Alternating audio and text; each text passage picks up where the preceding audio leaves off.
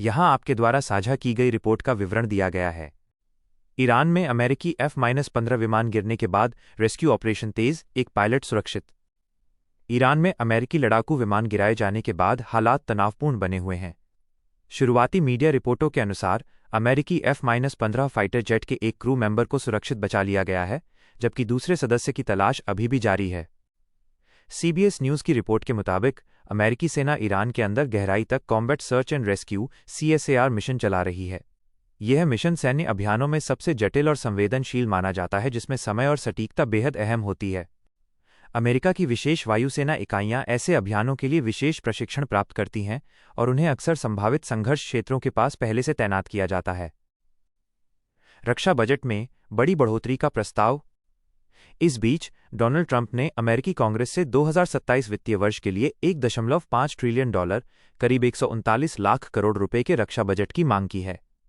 यह पिछले साल की तुलना में लगभग 42% की रिकॉर्ड बढ़ोतरी होगी।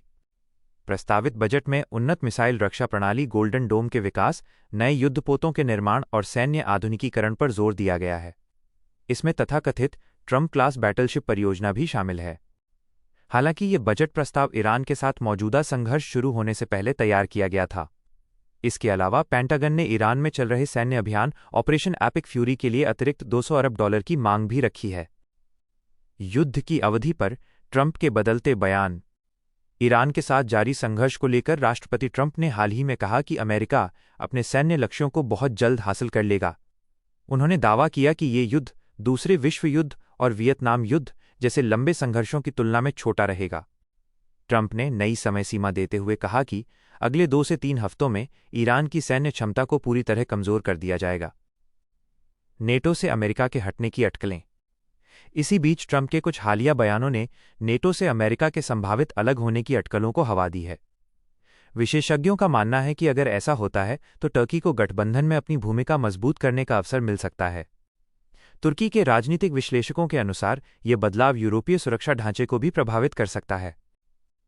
स्थिति पर नज़र।